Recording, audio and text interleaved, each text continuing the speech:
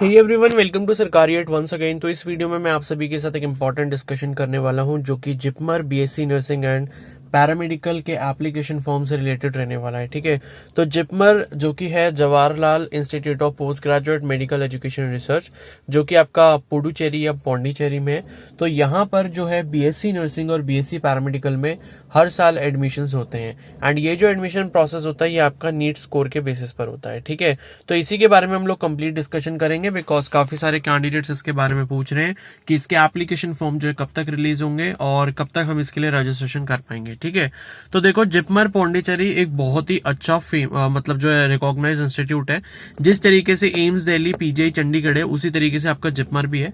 और यहाँ पर क्या है, जैसे लास्ट ईयर की मैं आपको बात बताऊं तो 2023 के बारे में अगर आप सर्च करोगे तो जो नीट ऑल इंडिया टॉपर थी 2023 की, जो कैंडिडेट थी टॉपर, उन्होंने एमबीबीएस में यहीं पर एडमिशन लिया है। ठीक है, तो ये इंस्टीट्यूट बहुत ही अच्छा इंस्टीट्यूट है। और आपको अगर याद होगा या पहले के बारे में अगर आपको पता होगा तो 2018 तक जो है, जब तक आपका नीट में सारे एग्जाम्स नहीं आए थे एमबीबीएस वगैरह के लिए, तो जिपमर जो है वो अपना खुद का एंट्रेंस एग्जाम कंडक्ट करवाता था एमबीबीएस के लिए, और जो कि काफी डिफिकल्ट होता था। वहां पर भी कंपटीशन काफी ज्यादा होता था। और जैसे एम्स दिल्ली का खुद मतलब एम्स का खुद का एंट्रेंस एग्जाम होता था, ठीक है, एमबीबीएस के लिए, उसी तरीके से जिपमर का भी होता था। तो एक बहुत ही अच्छा रेनाउंड इंस्टीट्यूट है ये। और यहां से अगर आप बीएससी नर्सिंग या कोई भी बीएससी पैरामेडिकल कोर्स करते हो तो आप ये मान के चलो कि वो चीज आप एम्स दिल्ली से कर रहे हो। ठीक है, बिकॉज ये जो इंस्टीट्यूट है उसको आप डायरेक्टली एम्स दिल्ली से कंपेयर कर सकते हो, उसी के बराबर जो है इसकी क्वालिटी है। तो इसके बारे में हम लोग बहुत मतलब डिटेल में थोड़ा सा डिस्कशन करेंगे क्योंकि एप्लीकेशन फॉर्म्स के जल्दी ही आने वाले हैं। और यहां पर अगर मैं इसकी लोकेशन के बारे में आपको बताऊं तो देखो इन्होंने लिखा हुआ है कि ये जो है JIPMER is 160 kilometres by road from Chennai. ठीक है, तो ये आपका तमिलनाडु चेन्नई जो है वहां से आपका जो है 160 किलोमीटर्स दूर है बाय रोड। ठीक है, तो रोड से आप जो है जब जाओगे तो चेन्नई से आपको लगभग 3 से 4 घंटे का समय यहाँ पर लगने वाला है। तो जहां कहीं भी आप रहते हैं, दिल्ली में रहते हैं या कहीं भी नॉर्थ इंडिया में रहते हैं या सेंट्रल इंडिया में रहते हैं, तो सबसे पहले आपको चेन्नई जाना होगा एंड चेन्नई से आप जो है बाय रोड ट्रेवल करके जा सकते हैं। हो सकता है कि ट्रेन वगैरह भी हो, ठीक है, तो वो आपको देखना होगा वहां जाके, बट इन्होंने रोड के अकॉर्डिंग डिस्टेंस बताया तो ये है। तो यहां पर देखो सबसे अच्छी बात यह है कि यहां पर क्या होता है, कई बार नीट में कम स्कोर होने पर भी आपको एडमिशन मिल जाता है। अब उसका राज मैं आपको बताऊं कि इसके पीछे ऐसा क्या खास वजह है कि यहां पर कम स्कोर होने के बावजूद भी आपको एडमिशन मिल सकता है। देखो यहां पर क्या होता है कि रजिस्ट्रेशन प्रोसेस इसका ऑनलाइन होता है।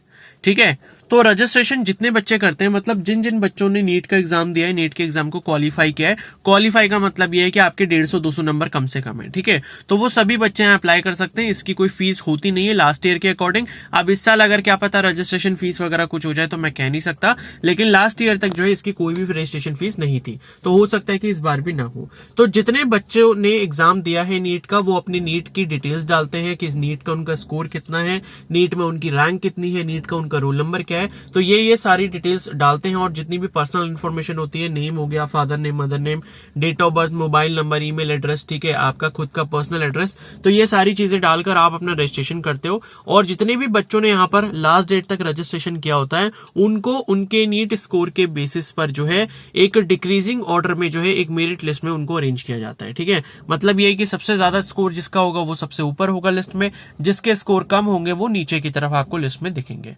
ठीक है, तो जब मेरिट लिस्ट आ जाती है तो उसमें यह बताया जाता है कि इतनी से इतनी रैंक तक के बीच के बच्चों को पौंडीचेरी आना पड़ेगा, क्योंकि यहां पर जो काउंसलिंग प्रोसेस होता है वो ऑफलाइन मोड में करवाया जाता है। ठीक है, मतलब अप्लाई तो आप ऑनलाइन ही करोगे घर बैठकर, लेकिन जब मेरिट लिस्ट आएगी तो मेरिट लिस्ट में ये बताया जाएगा कि ये रैंक से लेके ये वाली रैंक तक जितने बच्चे हैं वो सभी काउंसलिंग के लिए पौंडीचेरी आ सकते हैं। अब यहां पर क्या होता है, बच्चों को श्योरिटी नहीं होती कि भाई पौंडीचेरी जाने के बाद भी क्या हमें जो है जिपमर मिल पाएगा या नहीं मिल पाएगा। ठीक है, और बहुत सारे बच्चों के मन में ये डाउट रहता है कि इतना ज्यादा दूर है कि हम जा पाएंगे, सब कुछ मैनेज कर पाएंगे, नहीं कर पाएंगे। तो ये सारे जितने भी फैक्टर्स हैं वो कंपटीशन को बहुत ही ज्यादा कम कर देते हैं।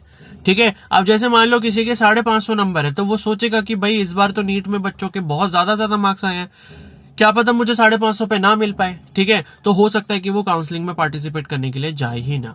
अब जहां पर एक बच्चा ऐसा है जिसके 480 नंबर आए हैं और वो चला गया, तो क्या पता उसका एडमिशन हो जाए। तो इसी वजह से मैं ये बोल रहा हूं कि अगर भाई आपके पास इस साल कोई भी बैकअप ऑप्शन नहीं है और अगर आप मेडिकल फील्ड में जाना चाहते हैं, तो आप यहां से बीएससी नर्सिंग या बीएससी पैरामेडिकल के लिए लास्ट राउंड तक जरूर ट्राई करें, ठीक है। ये मेरी सबको एडवाइस है। तो ये इससे अच्छा कोई और ऑप्शन हो नहीं सकता, क्योंकि बच्चे जो है वो एमसीसी की काउंसलिंग भी करवाएंगे नर्सिंग के लिए, ठीक है, या फिर इन्होंने एम्स का भी एग्जाम दिया होगा, ठीक है, बाकी भी एग्जाम्स होंगे अपने स्टेट लेवल के। तो अगर आपका कहीं पर भी सिलेक्शन नहीं हो पाया है, ठीक है, या आपको 2 या 3 साल ड्रॉप लेते हुए हो गए हैं, 4 साल ड्रॉप लेते हुए हो गए हैं, तो ये वाली अपॉर्चुनिटी आप बिल्कुल भी ना छोड़ें। अगर आपको यहां से बीएससी नर्सिंग या बीएससी पैरामेडिकल कोर्स करने का मौका मिलता है तो आप यहां से जरूर करें, बिकॉज यहां से आप कोई भी कोर्स कर लेते हैं तो आप करियर अच्छा बना पाएंगे, ठीक है ना। आपको उसकी टेंशन नहीं लेनी, बिकॉज आपको माहौल इस तरीके से यहां पर मिल जाता है, ठीक है। बट ये है कि नॉर्थ इंडियन स्टूडेंट्स के लिए थोड़े बहुत फैक्टर्स ये होते हैं वहां पर सर्वाइवल के, कि थोड़ा फूड स्टाइल थोड़ा सा डिफरेंट हो सकता है, ठीक है ना, थोड़ा कल्चर वहां पर डिफरेंट हो सकता है। बट ऐसा कुछ नहीं है, अगर आप साउथ इंडिया में भी जाते हो तो ऐसा कुछ भी नहीं, आपको अलग नहीं लगेगा कि आपको मैनेज करने में कोई दिक्कत है, बिकॉज बहुत सारे स्टूडेंट्स हर साल जाते हैं। तो ये है कि अगर किसी को लगता भी कि फूड स्टाइल थोड़ा सा डिफरेंट है, ठीक है, जैसे नॉर्थ इंडिया में खाना थोड़ा अलग रहता है, वहां थोड़ा सा अलग रहता है, तो अगर वो सारी चीजें मतलब इतना भी वो नहीं होता कि आप उसको मैनेज ना कर पाओ, स्टार्टिंग में थोड़ा बहुत आपको चेंज करने में थोड़ी सी डिफिकल्टी हो सकती है, बट ये है कि सारी चीजें अच्छे से मैनेज हो जाती हैं, ठीक है ना। खाना वहां पर भी बहुत अच्छा, बट ये है कि जिसने नहीं खाया उसके लिए थोड़ा बहुत नया हो सकता है, कि नॉर्थ इंडियन फूड आपको वहां पर कम मिले हॉस्टल में, ठीक है ना। तो ये सारी चीजें हो सकती हैं, बट ये है कि अगर आप इन सब चीजों को ओवरकम कर लेते हैं तो मेरे हिसाब से इससे कोई अच्छी कोई अपॉर्चुनिटी होगी नहीं, ठीक है। तो अब देखो यहां पर इसके एप्लीकेशन फॉर्म की अगर मैं बात करूं कि कब तक आएंगे, तो आप ये मान के चल सकते हो कि देखो अभी तक तो वेबसाइट पर इसका कोई भी नोटिफिकेशन नहीं है, बट ये मान के चलो कि अगस्त लास्ट तक या फिर सितंबर 15 तक, मतलब मिड सितंबर तक या फिर अगस्त लास्ट तक जो है इसका नोटिफिकेशन आने की प्रोबेबिलिटी है, ठीक है। तो आप ये मान लो कि मिड सितंबर तक जो है इसका नोटिफिकेशन आ जाएगा, बिकॉज अभी नीट एमसीसी की काउंसलिंग भी स्टार्ट हुई नहीं है, 14 से वो स्टार्ट होगी। तो जब नीट की काउंसलिंग वगैरह स्टार्ट हो जाएगी, इसके 1-2 राउंड हो जाएंगे कंप्लीट, तभी इसका नोटिफिकेशन आएगा।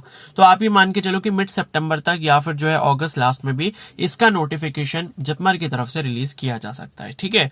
और यहां पर जो है मैं आपको एक और इंपॉर्टेंट चीज बता देता हूं कि भाई अगर आप इसकी काउंसलिंग में पार्टिसिपेट करना चाहते हो और आप मेरी पर्सनल गाइडेंस लेना चाहते हो इसके लिए, क्योंकि बहुत सारे बच्चे ऐसे होते हैं जिनको रजिस्ट्रेशन प्रोसेस में दिक्कत आती है कि कैसे सारी चीजें करनी है, क्या क्या डॉक्यूमेंट्स चाहिए होंगे, ठीक है, उसके बाद वहां जाके किस तरीके से सारा प्रोसेस होगा, आपके अगर जितने भी नंबर हैं उस नंबर पर क्या आपको अप्लाई करना चाहिए, क्या आपको पौंडीचेरी जाना चाहिए ना नहीं जाना चाहिए। तो इन सब चीजों के लिए अगर आप मेरी मेंटरशिप लेना चाहते हैं तो आप मेरे पेड काउंसलिंग बैच में एनरोल कर सकते हैं। ऑलरेडी 100+ मेंबर्स एनरोल कर चुके हैं, तो उनको बेनिफिट हो रहा है। अगर आप भी इस तरीके का बेनिफिट लेना चाहते हैं और अगर आप इस साल ड्रॉप नहीं करना चाहते और लास्ट राउंड तक जो है आप बने रहना चाहते हैं इस काउंसलिंग में मेरी गाइडेंस के थ्रू, तो आप जो है उस पेड बैच को जरूर ज्वाइन कर लें। उसका जो चार्ज है वो ₹297 है। तो जिसको भी एनरोल करना है वो काउंसलिंग स्टार्ट होने से पहले ही एनरोल कर ले, ताकि मैं उसको सारे डॉक्यूमेंट्स बता दूं कि क्या क्या अरेंज करने होते हैं,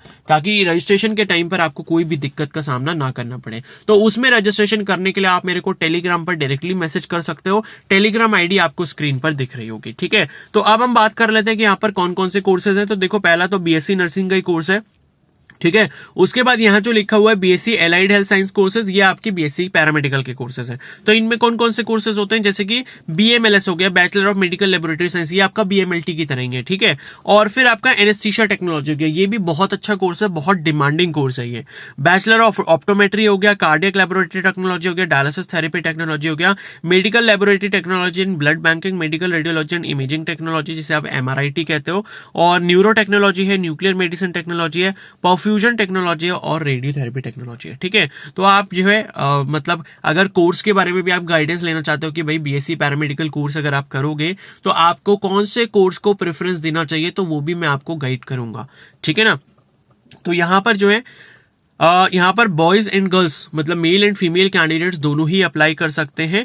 और देखो यहाँ पर क्या होता है, आप जब रजिस्ट्रेशन करते हो तो रजिस्ट्रेशन के टाइम पर आपसे ये नहीं पूछा जाता कि आप बीएससी नर्सिंग के लिए अप्लाई कर रहे हो या बीएससी पैरामेडिकल के लिए कर रहे हो। रजिस्ट्रेशन कॉमन होता है। जब वहां पर काउंसलिंग होती है तो वहां पर आपको अपने प्रेफरेंसेस चूज करने होते हैं कि पहले नंबर पे आप कौन सा कोर्स चूज करना चाहते हो, दूसरे नंबर पे कौन सा करना चाहते हो, इस तरीके से होता है। ठीक है, तो यहाँ पर है। और देखो बीएससी नर्सिंग के बारे में उन्होंने लिखा है कि 4 साल का आपका फुल डिग्री कोर्स रहेगा जिसमें आपकी 24 वीक्स की पेड इंटर्नशिप भी रहेगी। 24 वीक्स का मतलब हो गया 6 मंथ। ठीक है, तो 6 मंथ की आपकी इंटर्नशिप रहती है। बाकी सभी कोर्सेज के बारे में भी इन्होंने लिखा है, किसी में 1 साल की इंटर्नशिप है, किसी में 6 महीने की इंटर्नशिप है। तो सीट्स की अगर हम बात कर लें तो देखो बीएससी नर्सिंग की 94 सीट्स हैं यहाँ पर, फीमेल के लिए 85 है और मेल कैंडिडेट्स के लिए 9 सीट्स हैं। ठीक है ना, और इसी तरीके से यहाँ पर जो है जो आपके पैरामेडिकल कोर्सेज हैं उनमें अगर हम बात करें बीएमएलएस वाला जो कोर्स है जो कि बीएमएलटी जैसा ही होता है उसकी 37 सीट्स हैं।